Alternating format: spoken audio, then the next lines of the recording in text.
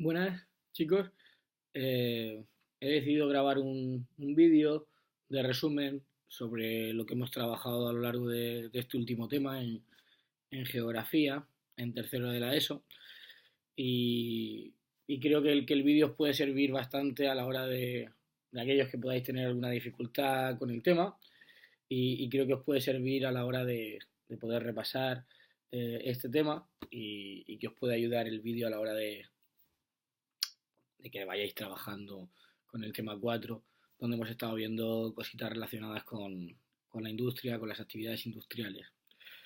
Vamos a repasar algunos de los puntos más importantes que hemos visto en el tema y creo que es importante que aquellos que tengáis dificultades podáis utilizar el vídeo porque pues, si bien muchas veces estudiando vosotros solos pues os cuesta, quizá con esta pequeña ayuda pues lo veáis algo más sencillo.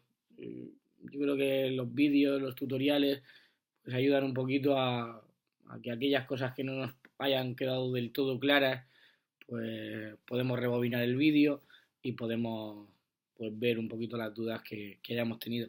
Por lo tanto, si os sirve, pues utilizarlo porque creo que puede merecer la pena. Si os acordáis un poquito de lo que hemos estado trabajando en estas últimas 3 semanas aproximadamente, pues hemos estado fundamentalmente viendo cosas con la industria. Tener en cuenta que lo que hemos estado viendo este año y lo que estamos viendo este último curso en geografía son cosas relacionadas sobre todo con la parte económica. Recordaros que vimos la economía y profundizamos en los diferentes sectores. Después de ver el sector primario, pues ahora mismo estamos viendo cosas sobre todo relacionadas con el sector secundario. Y por lo tanto, para el examen de esta semana, pues lo que vamos a trabajar sobre todo es las actividades industriales y el sector secundario. Por eso lo primero que tenéis en el tema y lo primero con lo que debemos empezar a trabajar es saber qué es el sector secundario. Si bien vimos que el sector primario era el que obtenía las materias primas, ¿vale? Por ejemplo, para hacer una camiseta de algodón, pues hay que obtener a través de la agricultura eh, ese cultivo del algodón, que sería el algodón la materia prima. En el caso del sector secundario, estamos hablando de actividades económicas que lo que hacen es coger esas materias primas y convertirlas en productos.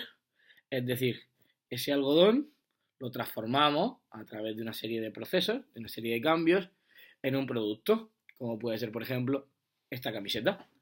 Por lo tanto, el sector secundario ¿qué hace? Convierte esas materias primas en productos bien elaborados, ya terminados y que podemos consumir directamente, como por ejemplo esta camiseta, o bien semi elaborados, como por ejemplo la tela con la que luego se haría esta camiseta. Por lo tanto, el sector secundario que sería el conjunto de actividades económicas que transforman las materias primas en productos elaborados o semi elaborados. Claro, si estamos hablando de actividades que producen, pues hay que pensar un poco las actividades que producen cosas que nosotros podamos utilizar. Y por lo tanto, ¿qué actividades están dentro de ese sector secundario? Pues fundamentalmente nosotros hemos visto que estaría una parte de la minería, ¿vale? Acordaros que la parte de minería que extrae las materias primas estaría dentro del sector primario, pero la parte de minería que supone transformar algo, esas cosas esos productos que hemos conseguido, esos recursos, mejor dicho, que hemos conseguido en la mina, sería ya del sector secundario. Además de la minería, tendríamos la propia industria, el proceso de fabricación y contaríamos también pues con la producción de fuentes de energía y con la propia construcción. Por lo tanto, las 4 actividades más importantes serían parte de la minería, la industria, la construcción y la producción de fuentes de energía. Claro, si nosotros miramos un poquito a nuestro alrededor, nos encontramos con que hoy sí que tiene mucha importancia la industria, pero esto no ha sido siempre así. Como sabéis de lo que hemos visto en las clases, eh, hasta más o menos el siglo XVIII, pues no podemos hablar realmente de una producción industrial, sino que tendríamos que hablar de una producción hecha a mano, sin máquinas, con poquitas herramientas, utilizando animales de carga o animales de tiro. Eso sería la producción artesanal. Mientras que hoy, desde hace ya aproximadamente un par de siglos, pues sí que hablaríamos ya de una producción industrial. Por lo tanto, se ha pasado de una producción que antes era artesanal a una producción que hoy es industrial, y el proceso por el que se ha pasado de hacer las cosas manualmente o a través de la fuerza animal a hacerlo hoy con máquinas se llamaría, bien sabéis, proceso de mecanización o, como hemos visto en este tema, proceso de industrialización. Y es que no tendríamos la vida que tenemos hoy, ni mucho menos estaría yo aquí grabando este vídeo explicativo para repasar este tema si no tuviéramos esas máquinas, si no tuviéramos esa industria que con sus pros y sus contras, con sus ventajas e inconvenientes, pues han venido para quedarse y para transformar nuestro mundo.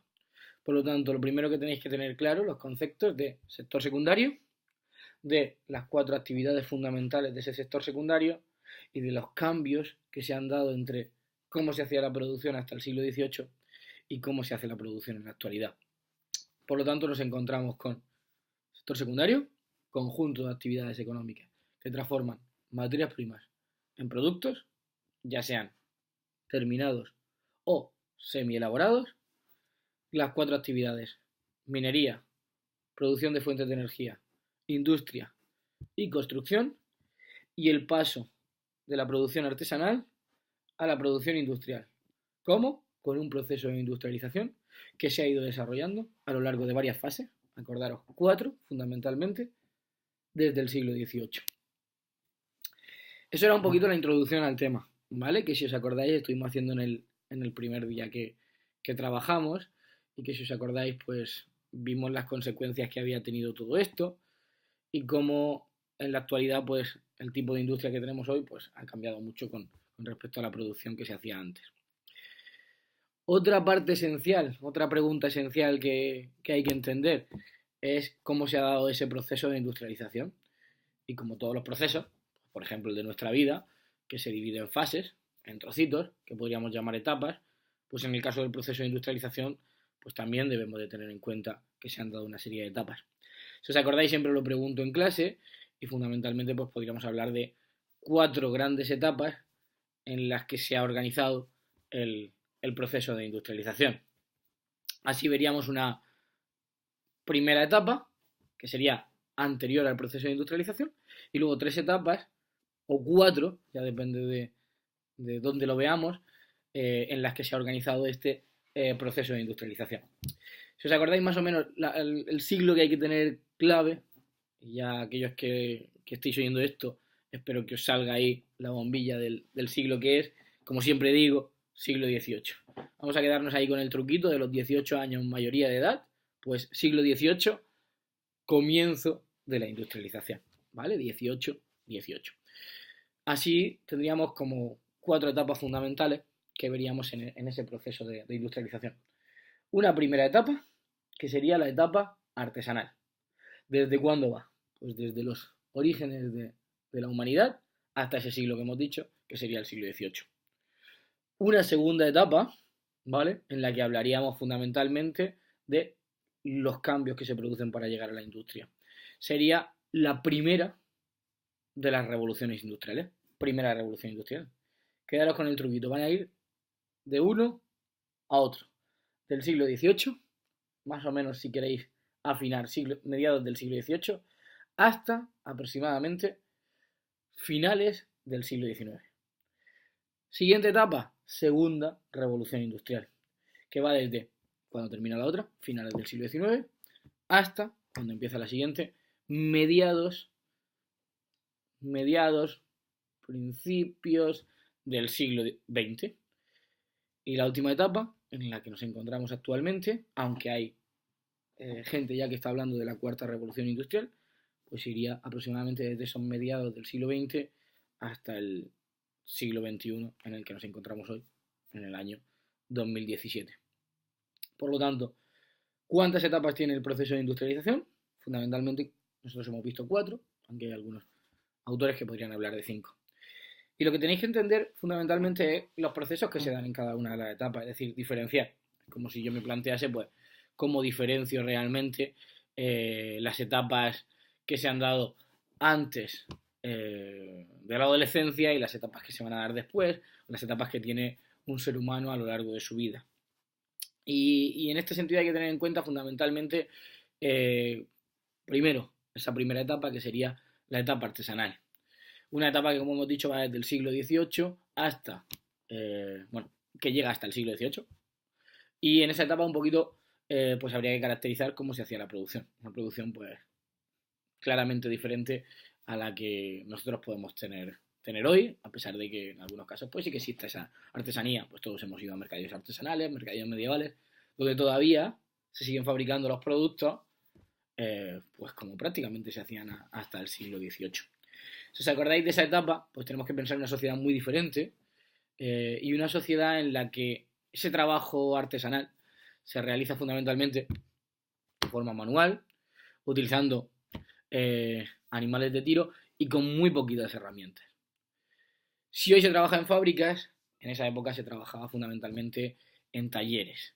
Y acordaros que esos grupos de personas que trabajaban en el mismo oficio, ya fuera en la ropa, ya fuera en el calzado, ya fuera en la producción de algunos alimentos, pues fundamentalmente era una producción artesanal que se hacía en esas organizaciones, acordaros que se llamaban gremios, ¿vale? En esas organizaciones se trabajaba a mano, con la fuerza animal, esos animales de tiro, y con pequeñas herramientas, y se hacía una producción que el problema fundamental que tenía, si podemos decirlo así, es que todas las partes del proceso las tenía que hacer una sola persona. Es decir, que si un artesano tenía que hacer, por ejemplo, un zapato, pues el mismo artesano tenía que poner la suela, tenía que poner el resto del zapato, las cordoneras, tintarlo para darle color. ¿Y eso que supone? Pues un sistema de trabajo artesanal que tiene pues varios inconvenientes, si podemos decirlo así. Tarda mucho tiempo, es más costoso y cada uno de los productos salen diferentes. No hay una producción en cadena o en serie. Claro, este tipo de producción más lenta, más costosa, se va a mantener en general hasta el siglo XVIII, aunque en la actualidad, como os he dicho, pues sigue existiendo también esa producción artesanal con algunas de esas características. Pero a partir del siglo XVIII empiezan a producirse una serie de cambios. Hablamos ahí ya de la siguiente etapa. ¿Cuál era? Hemos dicho primero producción artesanal, la siguiente sería la primera de las tres revoluciones industriales que hemos visto. Claro, hay que plantearse por qué a partir del siglo XVIII empieza a producirse un cambio tan grande. ¿Por qué hay más necesidades de vestimenta? ¿Por qué hay más necesidades de alimentación? ¿Por qué hay más necesidades de toda una serie de cosas que podemos utilizar los seres humanos? Pues fundamentalmente porque a partir del siglo XVIII vamos a vivir un proceso que ha sido clave, y es que la población mundial ha ido aumentando cada vez más. Y esto se ve sobre todo en Europa a partir del siglo XVIII. Y especialmente se aprecia en el siglo XVIII en un país que, siempre repito, ¿dónde empezó todo esto? Fundamentalmente en el Reino Unido. Hay que tener en cuenta fundamentalmente cómo crece la población, pues en función de los que nacen y en función de los que mueren. ¿Qué pasa en ese siglo XVIII? Pues que nos encontramos con que la tasa de natalidad sigue siendo muy alta e incluso aumenta algo en esa época, y los que mueren, la tasa de mortalidad, pues empieza a bajar. Hay una serie de avances sanitarios, la gente se empieza a alimentar algo mejor, hay una serie de cambios en la mentalidad, cambios en la higiene, y fundamentalmente quedaros con la idea de que nacen más, mueren menos, y por lo tanto la población puede crecer. Claro, si hay más gente, necesitamos darle más recursos. Y ya no nos vale ese sistema artesanal, era muy lento, costaba muchísimo, necesitábamos mucha mano de obra. Hay que cambiar el chip. Y ese cambio se empieza a producir en el Reino Unido. Vamos a pasar de una producción artesanal a una producción industrial. Aquí empieza a aparecer una palabra esencial y una realidad esencial, que es la de las máquinas. Es decir, si antes lo hacíamos manualmente, con animales de tiro, con pequeñas herramientas, ahora empiezan a aparecer una serie de máquinas. Y hay que quedarse con una máquina esencial, ¿vale? Que os he repetido hasta la saciedad, que es la máquina de vapor. Es decir, tenemos una maquinaria que funciona con una fuente de energía, que se quema, un combustible, que es el carbón, que consigue aumentar la temperatura, el agua. Conseguimos que se evapore, conseguir vapor de agua, conseguir esa ebullición, y a partir de eso conseguimos una presión, una fuerza de trabajo, con la que mover un motor. Por lo tanto, ya tenemos la primera de las máquinas fundamentales para la industrialización, que va a ser, pues, esa máquina de vapor. ¿Qué pasa? Como ya tenemos las máquinas, ya no tenemos que trabajar con el mismo sistema que hacíamos antes, con ese sistema artesanal, sino que podemos trabajar con un sistema de producción en cadena. ¿Qué suponía eso? Ya todas las fases, todas las tareas que tiene producir algo, por ejemplo, este teléfono que no existía en ese momento, pues ya todo no lo tiene que hacer una misma persona, sino que como tenemos máquinas que lo pueden hacer, pues simplemente necesitamos poner a cada persona en su sitio. Uno, pues como actualmente pues se dedicará a programar el teléfono, otro se dedicará a poner la carcasa, otro se dedicará a poner los chips o aparatos electrónicos que puede tener esto, y así conseguimos una división del trabajo. Esto es muy importante porque si dividimos el trabajo, pues ya no necesitamos que todo lo haga una persona. Cada uno se va a dedicar a una parte del proceso de producción. Es lo que se llama el trabajo en cadena. Esa forma de organización del trabajo es muy importante porque conseguimos que no haya que estar desplazándose continuamente, conseguimos menos tiempo, costes menores, es decir, una producción más barata, y conseguimos que con esa especialización, pues también que todos los productos salgan en serie. Es decir, que este teléfono será igual al que otros tenéis en vuestra casa y prácticamente no hay diferencias entre ellos. Salvo que este a lo mejor está un poco más sucio, habría que haberlo limpiado. Pero fundamentalmente lo que hay que quedarse es con ese cambio de chip que os decía, cambio de organización de la producción.